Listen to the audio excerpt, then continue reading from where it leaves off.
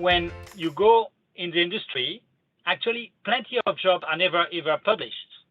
I've seen that 3 out of 5 jobs are not published.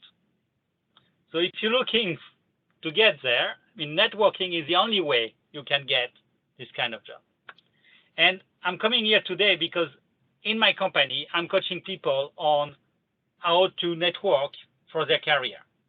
And I've done hundreds of them in the last 2-3 years, and even designed specific sessions just for networking because I realized people didn't know how to do this. Out of those interviews, I put together what I call the 7 sins of career networking, and that's what I want to share with you. I hope that works. We'll see.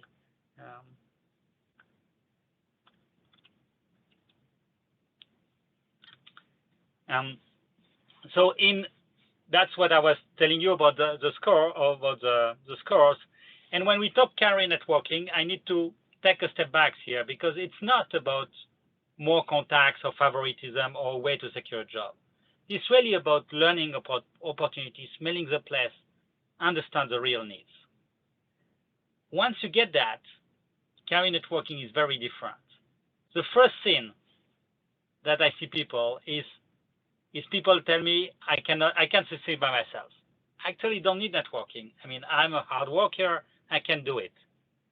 And when that happens, I tell people, well, first maybe you want to read this great book about Never Eat Alone by Keith Ferrazzi, where he completely turns around what is networking and how you need to do it strategically. But the second thing where people do that is typically because they just don't know how to ask for help. I mean, any of you here comfortable to ask for help? And yeah, so typically we're not really comfortable. We might offer help very genuinely and happy to help others, but asking for help, this is to show vulnerability. And so far in companies, in corporations, we learn more to hide our vulnerabilities than to expose them. And there is a way also how you ask for help. When you go to your leadership and ask for something, they typically say, don't bring me a problem, bring me a solution. Because the key here is to make it so easy for the people to ask for help that they can actually help you. Let me give you an example maybe to illustrate that. I have a good friend of mine, and his daughter is looking for a job in a pharma company. And I happen to work in a pharma company. So my friend came to me and said, hey, my daughter is looking for a job. Can you help?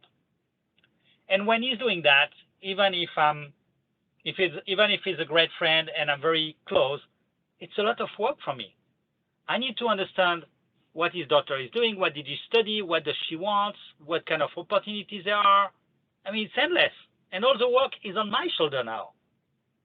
And compare that with this other friend that is telling me, hey, my daughter studied pharmaceutical in the university, and she's interested in regulatory, and she's looking for contacts at Roche to understand better what there is.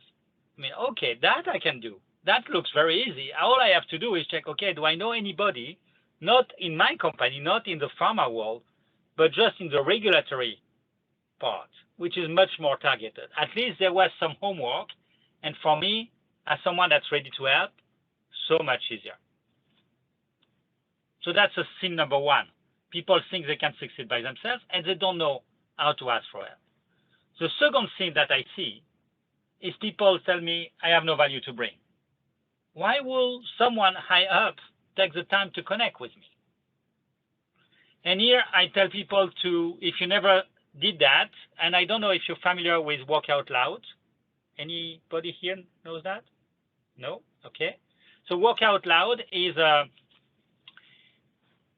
program that's actually you can explore also at Nokia or beyond, and that's something that was created by John Stepper to put people together, 3-4 people, and really explore one particular goal and do kind of a peer coaching, so that from each other we progress on our personal goal. Works great if you have something you want to develop. I want to learn better German, or I want to really define how I start my company, or I want to look at my next position. So you find 3 colleagues, and together you're guided by a guidebook, and you go over 12 weeks, and you meet once a week, progressing on your goal step by step. And in one of this week, in week 10, it tells about different level of value you can bring. Because when we say value, we say, yeah, okay, you might be an expert. If you come to me, for instance, from the presentation done today, you say, okay, this guy knows about transformation. Okay, what can I bring him? I'm interested, but what can I bring him about transformation? But it doesn't stop there. First, in this week, it tells about, okay, if you have attention, just because you say, hey, I've seen you're doing transformation and you seem to be very successful about this, I want to learn from you. This is a gift of attention. This is already value. But of course, you have value like article, contacts, maybe other inspiring stories you heard about. So all that you can bring. And here people tend to have too much work-focused mindset because we are human. So even if you have nothing to bring me as a leader in my current position, you might know about your city, you might know about how to take care of your financial better than I do, or you might have contacts or relationships that can be of interest for me or for my family. So if you think this way, there is always value you can bring. The second thing, and that will make you smile, I hope, is you need to have some self-confidence. Of course, you have value to bring. And if you didn't discover that yet, join the Toastmaster Club is my typical answer. But here, obviously, that's something you do know already since you made the jump. And the third thing is there are people that really struggle to ask for time from people higher up. And here we need to realize that people higher up, are probably the most willing to take the time because they're curious to have this unfiltered view on the organization. They want to know what's going on in the trenches. They want to understand the reality without the filter of the different layers. And two, they're often lonely at the top. So anything that can inspire them, any touch point, is a source of inspiration for them. Of course, you need to prepare that because you might not have a second chance, but you should not be stopped or hesitant to reach out. That's the message. The third thing that we see is people tell me, I don't know what to talk about. You know, I'm not an extrovert. I don't really know how to kickstart the conversation. So when that happens, I give people tips on how to best start a join-up. In a join-up, you should always start with bonding. Try to understand what you have in common. And you do that when you go at a coffee machine and you kind of join up with someone that is queuing. You might joke about the weather, the queue, or the delicious cake they're making in this cafeteria. It's the same. So when you join someone, even from a business point of view, don't go straight in the matter. Try to understand what you have in common. Did we work in the same department? Did we live in the same place? Did we do some sport? Do we have kids? Anything that you find in common. And so the first few minutes, and the Americans are great with that, they are these small talks where they're trying to understand, okay, what is it that we can share where we can bond on a personal level. Once you've done that, it's all about them, not you. So if you go in a meeting and you say, hey, I want to learn about how you made it to being a marketing leader, the question has their career, their journey, not about, okay, tell me how I can become a marketing leader. And the third piece is to try to find these value things. From there, what value can I bring you? Okay, we have a great talk. I understand now you challenge better, and maybe with that, I can find contacts, articles, reference, connections that can help you achieving your goals. And if I do that well, that will be easy for you to remember me, even if there is no immediate counterparty in the future. That's what people will remember. You help them. The second thing, and here again, I'm looking at you as Toastmaster folks, members is to prepare your stories. That's what we do when we do our prepared speech. But that's what you should do also for your impromptu speech. Of course, you can't prepare for whatever questions you will get, but you can prepare some stories, at least if you know the thematic. So if you know that the thematic is about transformation, to take the subject close to my heart, you can have some story already there. What transformation you were part of, what transformation you led, and what you learned about transformation. Those are already 3 stories I can prepare that are always relevant for this topic.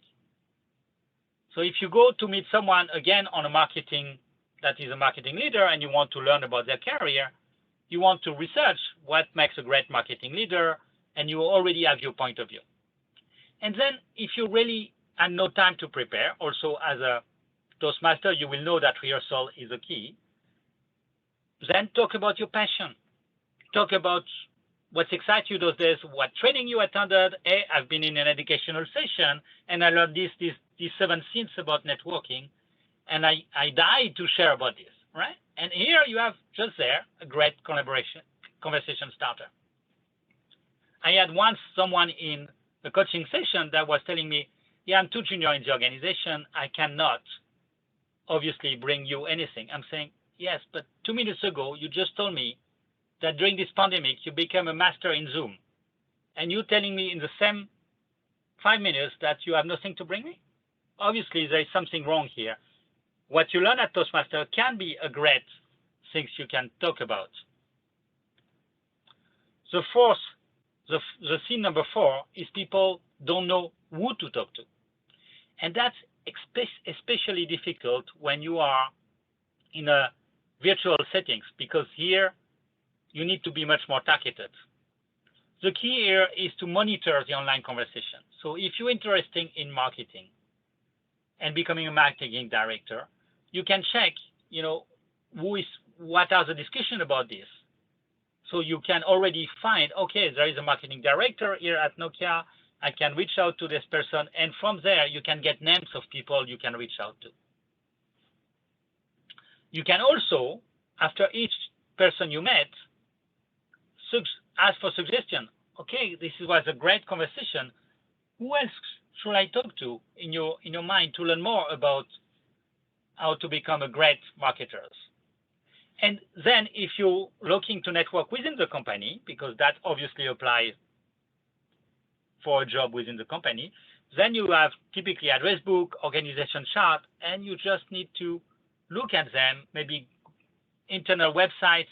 All this information helps you to understand who to reach out to, and then it's a matter of reaching out. Then you have people that tell me, that's a scene number 5, that tell me, I have no time for this. Very good, very nice, but honestly, who has time to network? I mean, I have so much to do. I need to be effective, efficient. I don't have time to go and have a nice chat, informal chat on the side. And when that happens, this is quite fundamental, because here it's a question of reframing your role. This happened yesterday to me. I was giving a speech in my company about digital networking, and one person came here and said just that. I have no time. How do you do that? And I had to pull that person aside and say, hey, honestly, here there is a mismatch, because this is expected from your role. As a leader, you need to connect the dots. You can't rely on others to do that. You need to build your own understanding of the world, and that goes through networking. So if you didn't carve time in your daily agenda to do networking, you need to find the time. And I have a great article, if you're interested, I can share after, on this and the concept of strategic networking. And the second thing here we talk about is how you make it an habit. So some people understand, but still struggle to put that as part of the daily life, daily routine. And here you need to carve the time for it. So either having regular lunch, having regular time set, or even using tools. I was talking with some people, they have like what they call personal CRM, where they keep track of the people and when is the next connection time I should do, without going that far. at minimum, scheduling a lunch every week or making sure you do meet someone new on your career. I'm not taking for your daily job, which you already probably do, but for your next step on your career. Who do you connect to and who do you talk to already now, even if you just started your new job?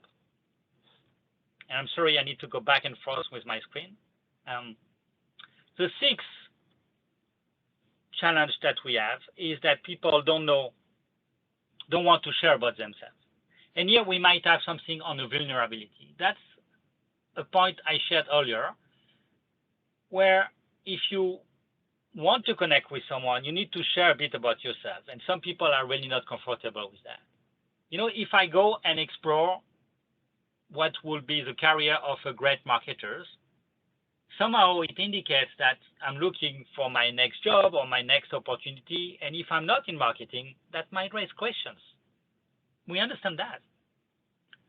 The key here is to open up and be ready to share. And if you're not comfortable about that, there might be coaching you need to do on vulnerability. And without going that far, there is this book from Brené Brown, Dare to Lead, that I highly recommend you to read. This really opened up on the power of vulnerability and why you should share that. And the seventh thing I was talking about is people telling me it brings no results. And that goes back to the help we need. So I need to pause here for a second, because a lot of people I've seen come to me when they're looking for a job. It was after reorganization and they don't know how to get it. And then they realize, oh, I need to activate my network. I heard about this, but it's too late. That starts way before. And it's an hindrance because they are so pressed by time that they will move to a transactional discussion, which actually hinders their effort to nurture a genuine relationship. So when that happens, what I tell them is you need to kind of get rid of time. You need to forget your urgency, because networking is like a seed. You plant it, and it might bring you something in the future or not. Like when you plant flowers, some flowers you plant 10 seeds and maybe you get 2, but maybe one of those is a beautiful flower and that's the one you want to pick up. So you need to plant those seeds now. And if you're in rush and you want to harvest right now your flowers, unfortunately there is no other way than to go to the florist. You can't go through the full cycle. So the 2 tips here is to reframe your conversation about networking. It's a journey, and it's really a learning journey. If you explore your curiosity and go with all the time in the world, and you're exploring what's out there, you can completely open up, because nobody can tell you, how dare you be interested to learn more about marketing? Well, honestly, having curiosity has nothing wrong. And people will open up and share willingly more about their career and the things that if you come and say, hey, do you have a job for me? In this case, you can be certain that it's a yes-no answer, and the most probable answer you'll get is a no. But if you go to the same person and say, hey, I'd like to learn how you become such a great leader, I promise you, the person will stop and say, oh, well, let me tell you about all my experience, and you learn a lot. And maybe that brings to another meeting, and then down the line, you might get a job, potentially. And panelists, I don't see your color anymore, so you'll need to shut out when I'm running out. Yeah. So on this point, I want to share a personal experience, right? That's how I got my current job. My team got fired 2 years ago. We knew that by the end of 2020, I will be out of a job, but so will be everyone in my team. And I had to communicate that to everyone in my team. And that's when I started to look at the power of networking, helping them to get the best out of this time. We had time in front of us. And honestly, we still knew where that would end up if we did nothing. In my case, I reach out to people trying to connect out of curiosity, understanding what other great transformations there was out there. Did they need help? How can I help them? Without a second thought. My plan was not to stay in the company, actually.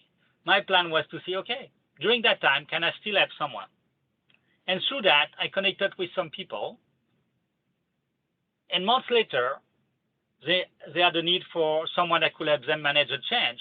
And they reach out and say, hey, I remember you had great insights on that. Maybe you want to apply for this role. And that's how I get in the game. Otherwise, I will not even have learned about this opportunity because I was not looking for it. That's my personal story to prove the point. So seven things of career networking summarized here. I can share those slides with you, panelists, after. People tell me I can succeed by myself, no value to bring. I don't know what to talk about. I don't know who to reach out to. I don't have time for this. I don't want to share about me, and it brings no results. All of those are wrong. You can overcome them. I shared a few tips. Happy to discuss more. Back to you, Mr. Toastmaster, and happy to take any questions. That was absolutely great, Eric. And I'm not just saying that. That was, if someone didn't take something away from this right now, they weren't listening. That someone had as seasoned as they can be. Mr. Nikos, I see, is joining us. As seasoned as Nikos is amongst us, or as junior as I think I am. No, I think Maria is. I want to be in my own mind.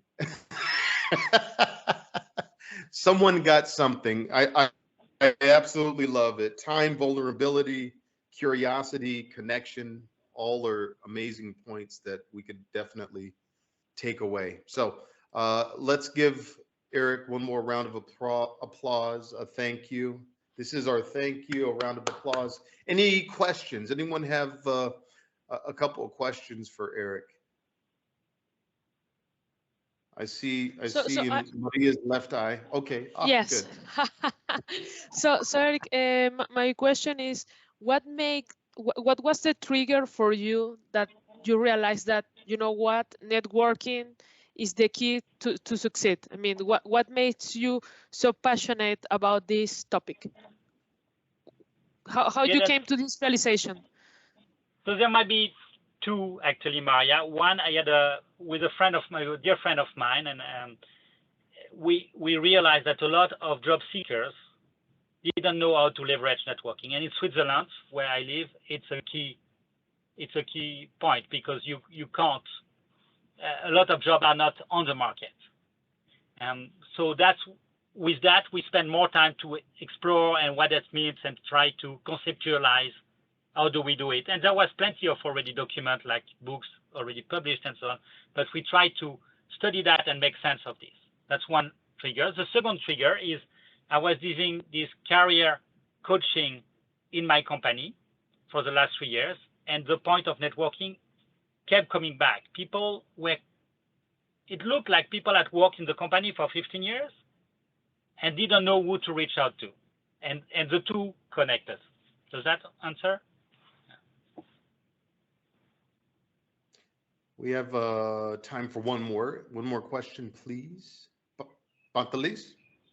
Yeah, thank you. Great presentation, Eric.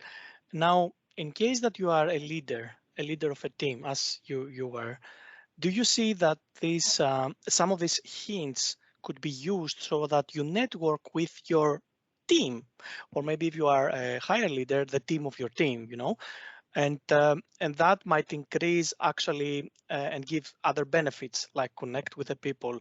Like I noted what you said, not transactional discussions, like you are not only transactional with your team or assigning tasks or whatever, but you actually try to connect and network in a different level. And that really helps, not only for the career, but it could actually help their career or even your career in the future. Yeah, it's definitely, Pantelis. It goes both ways, and you do see that. And now that's an interesting piece, because you see leaders opening their agenda and saying, yeah, feel free to reach out to me. But a lot of junior employees don't take this opportunity because they're a bit afraid on how to do it. And they're not really sure, what will I talk with? So then all the things come in, right? We talked about. But definitely do that. As a leader, you need to reach out, because you will get unfiltered view. You will get reverse mentoring. So there's plenty of benefits for you. And you will help them not to make the same mistake you did. So if you focus on their development, their career, they will connect more strongly and bond more strongly with you, and definitely be more engaged in the company, but also beyond their job in your team. Good reflection. Thanks for sharing. Absolutely love it. Well, thank you again, Eric, for bestowing your knowledge and passion about networking upon us. It's a big deal. It's a big deal, and it truly can mean a lot for a lot of people.